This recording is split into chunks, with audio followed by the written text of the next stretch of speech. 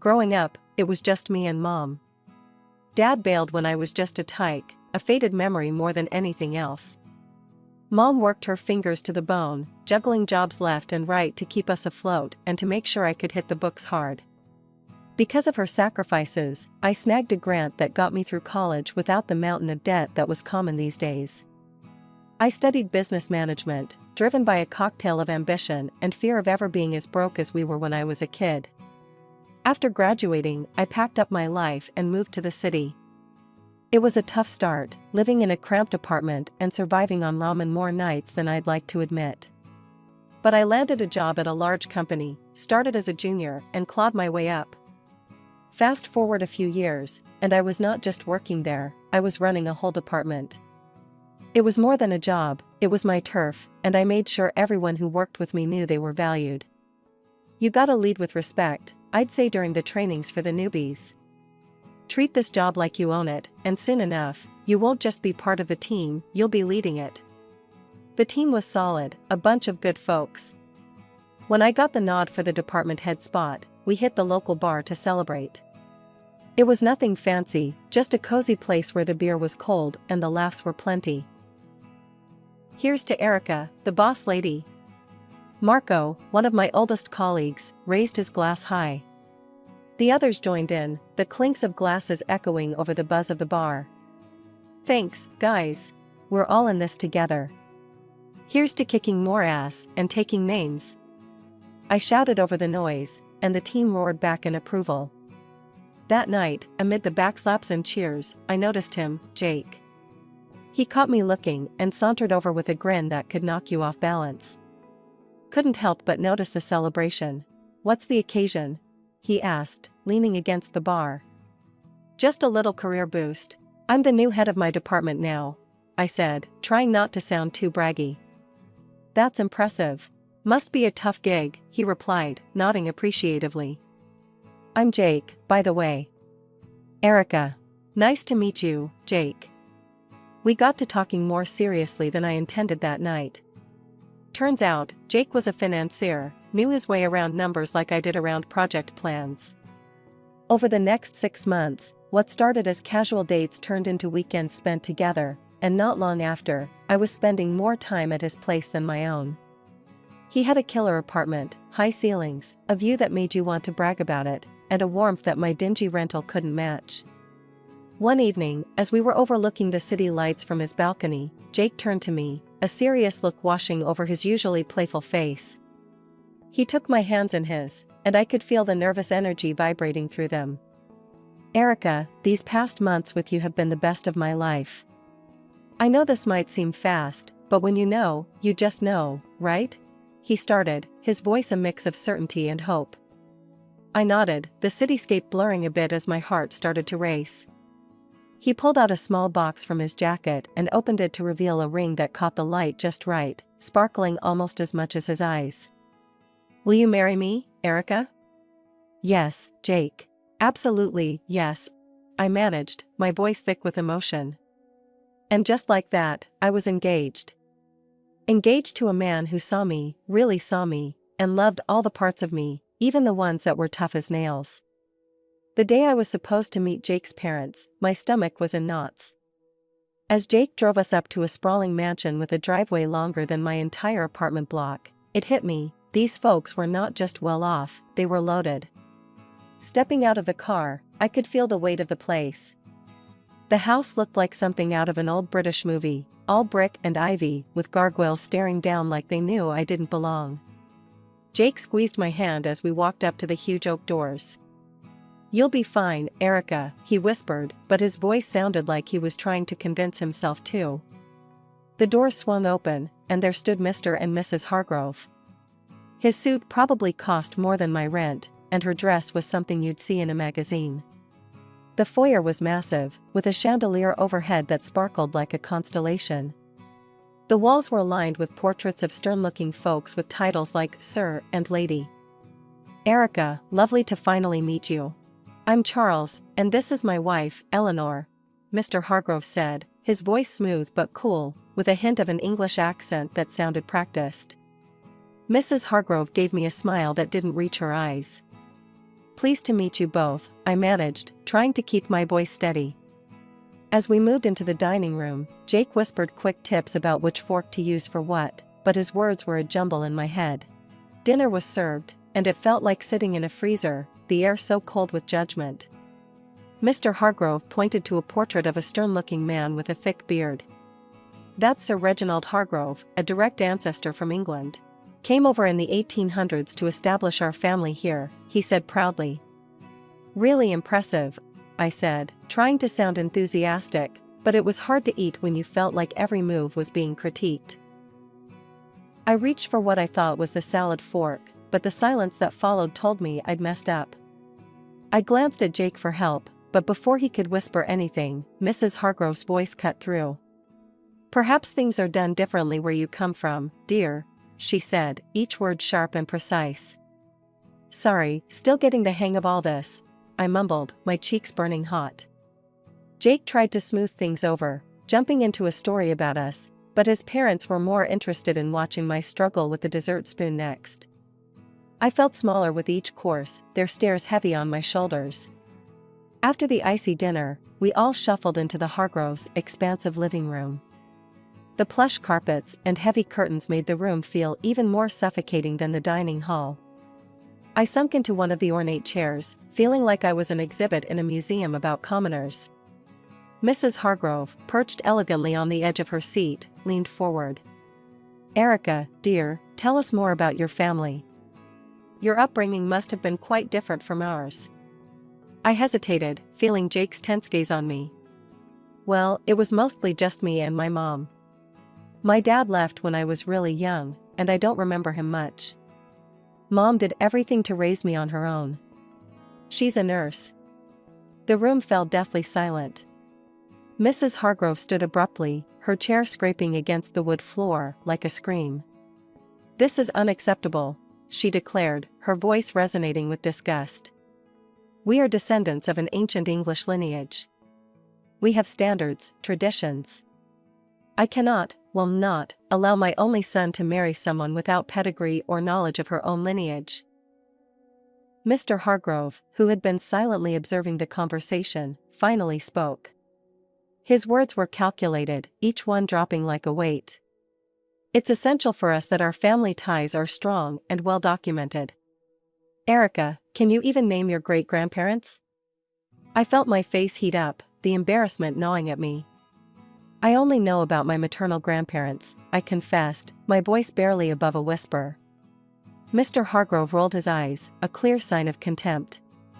This is exactly what we feared, he muttered under his breath. Jake finally intervened, his tone firm yet pleading. Mom, Dad, please. Erica is kind, hardworking, and she loves me. Isn't that what should matter? His mother's gaze was steely. Respect and adherence to our family standards are what matter, Jacob. If Erica is to join this family, she must learn our ways. She needs to respect where she is coming from, even if it is nowhere significant. Their words stung, slicing through the warm feelings from earlier in the evening. But Jake was looking at me, his eyes begging me to just go along with it. I nodded, reluctantly agreeing to their terms. Fine, I said, trying to keep my voice steady. I'll learn about your family and your traditions. Mrs. Hargrove seemed somewhat placated by my concession. Good. You'll start by familiarizing yourself with our family tree and understanding who each person in those portraits is. It's not just about names, Erica. It's about respect for our lineage. As they continued talking about their expectations, I felt a part of me shrivel up. The evening had turned from a simple meet and greet into a trial by fire. I had agreed to their demands, yes, but at what cost? As the room filled with discussions of ancestors and noble deeds, I couldn't help but feel alienated from these people and, oddly enough, from the parts of Jake that were tied so tightly to them. The weeks following that stiff dinner were a whirlwind. I barely had time to catch my breath between working my day job and attending the slew of etiquette and style courses that Mr. and Mrs. Hargrove insisted I take. My day started with the buzz of an alarm before sunrise and ended long after the sun had set, leaving me feeling like a zombie. Elbows off the table, Erica. the etiquette instructor chided gently during one of our sessions.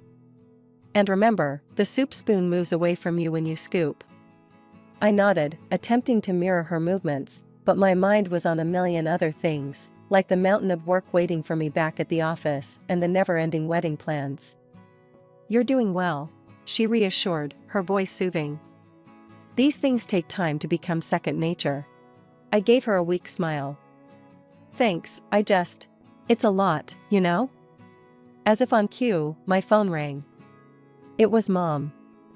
I excused myself and stepped outside to take the call, pressing the phone against my ear while trying to find a quiet corner in the bustling city. "Hi, Mom," I greeted, my voice more tired than I intended. "Erica, darling, how are the wedding preparations going?" she asked, her voice filled with excitement and a hint of concern. I hesitated, not wanting to worry her. "It's all good. Learning a lot, even picked up how to waltz," I said, trying to keep my tone light.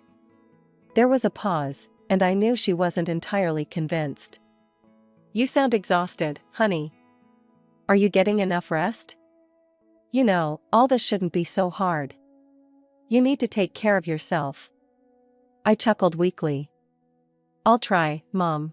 But there's a lot to juggle right now. Etiquette classes, dance lessons, work, and the wedding planning. Just remember what's important, Erica. It's you and Jake at the end of the day, not all these rules and lessons." Her words were a balm, but as soon as we hung up, the weight of reality settled back on my shoulders. I was caught in a tug-of-war between pleasing Jake's parents and maintaining my sanity. Every day felt like a marathon with no finish line in sight. Back inside, I resumed my training, the instructor's voice a droning background noise as I practiced the proper way to hold a wine glass, pinch the stem, not the bowl, apparently. In the rare moments of downtime, I'd find myself staring at the ceiling, wondering if all this was worth it. The constant scrutiny, the endless classes, the cold looks from Mr. and Mrs. Hargrove whenever I slipped up, which was more often than I liked to admit. One evening, as I was about to drift off to sleep, my phone buzzed. It was Jake, his text lighting up the screen. "How was your day? Miss you." I stared at the message, my fingers hovering over the keyboard. I wanted to tell him everything, to pour out my frustrations and fears, but I held back. Instead, I typed a simple, "Miss you too. Long day, but all good." As I set the phone down, the silence of my apartment felt overwhelming. Was this how it was going to be? Pushing through the exhaustion, smiling through the stress, all for the sake of fitting into a world that seemed increasingly alien to me? The big day had finally arrived. The venue was a flurry of flowers, fancy dresses, and the faces of the city's high society milling about. My stomach was in knots. As I stood in my long, flowing white dress, trying to catch a breath, my mom came over, adjusting a stray curl on my forehead. "Everything will be just fine, Erica," she reassured me with a soft smile. I wanted to believe her, but the minute the ceremony began, any hope of a peaceful wedding evaporated. Jake's parents were on a warpath of superiority. Mr. Hargrove greeted guests with an air of boastfulness, and Mrs. Hargrove was quick to point out to anyone within earshot how they had made everything possible. As the guests settled, I tried to mingle, but Mrs. Hargrove pulled me aside with a frosty smile. "Erica, dear, make sure our friends are taken care of. Fetch some drinks, there's a good girl," she instructed, gesturing imperiously towards a group of elderly gentlemen discussing politics loudly. "But," I started, only to be cut off by her sharp glance. "No buts. You're practically family now, show some initiative," she snapped. Reluctantly, I carried trays of champagne and hors d'oeuvres between tables, my dress trailing behind me. The weight of the fabric and the task made me feel more like a servant than a bride. I caught glimpses of Jake laughing and chatting, oblivious to my plight. As I passed another round of drinks, I overheard Mrs. Hargrove's voice rise above the chatter. "Erica will be serving us tonight. It's good practice for her, don't you think?" Her tone was condescending, her eyes scanning the crowd for approval. That was the last straw. I approached her, my hands shaking slightly but my voice firm. "I am not a waitress at my own wedding." There are staff here who are supposed to do this. Mrs. Hargrove stood up, her expression one of mock surprise. You should be grateful we allowed such a simple girl into our family. Remember your place, Erica, she hissed, her words like daggers. I felt a flush of anger rise to my cheeks. This is my wedding, not a performance for your friends, I retorted, my voice louder than intended. The room fell silent. All eyes were on us now. Jake, catching the tail end of our exchange, stumbled over, a glass of champagne in hand. What's going on here? He slurred slightly, his eyes not fully focusing. Your mother is treating me like a servant at our wedding, Jake. This isn't what today is supposed to be about, I said, frustration boiling over. Jake looked between me and his mother, his expression clouding. Erica, why are you making a scene? Just do what my mom asks. It's not a big deal. Not a big deal? Jake, this is our day, and your mom is ruining it, I shot back, disbelief and hurt swirling together. He took a long sip of his champagne before speaking. Look, Erica, you should be happy I even chose you. There were plenty of girls better than you, prettier, richer. You're making a fuss over nothing. The word stung like a physical slap. I recoiled, the realization hitting me hard. The man I loved, the man I was about to marry, didn't see us as partners. To him, I was just another accessory, something to be molded and fit into the perfect image his parents wanted. As I clutched my bouquet tighter, feeling like I might crumble right there, my mom came over. She took one look at me and wrapped me in her arms, the kind of hug that seemed to hold the world at bay. Honey, do you love this man? Do you really want to marry him? She whispered, her voice filled with worry. I shook my head, barely able to muster the voice to speak. No, Mom, I can't do this. I don't want to. Mom nodded, her jaw setting in that determined way that I knew all too well. She gently took the bouquet from my hands and guided me to a chair, her touch reassuring. Then, with a surprising sprightliness, she approached the DJ, asked for the microphone, and turned to face the gathered crowd. Ladies and gentlemen, may I have your attention, please? Her voice, clear and steady, cut through the murmurs, drawing every eye in the room to her. There was a hush, the kind that precedes a storm. She took a deep breath and turned to face Mr. and Mrs. Hargrove directly. I have something important to share, about truth and pretense, she began, her gaze unwavering. I went to the same school as Charles and Eleanor Hargrove. Back then, they didn't carry an English accent or boast of noble blood. Their families were hard-working folks just like ours. A murmur rippled through the crowd. Charles's father was a mechanic, and Eleanor's mother served tables at the local diner. She paused, letting the words sink in. The portraits, the accents, the surname, they bought them. All to craft a past that would hide where they really came from. The room erupted into whispers, guests turning to stare at the Hargroves, their faces a mix of shock and disbelief. Mrs. Hargrove stood up, her face red, the facade of aristocracy melting away. That's preposterous. But my mom wasn't finished. To think that you would stand on these fabrications and look down upon my daughter, judge her worthiness based on a lie. Erica is worth 1,000 of your false titles. She is real, something you've long forgotten how to be. The guests were now openly murmuring, their looks of fascination turning to disdain as they gazed at the Hargroves. Mr. Hargrove tried to speak, his accent slipping into something less refined, more desperate. We did what we thought was best. For whom? My mom cut him off, her voice fierce.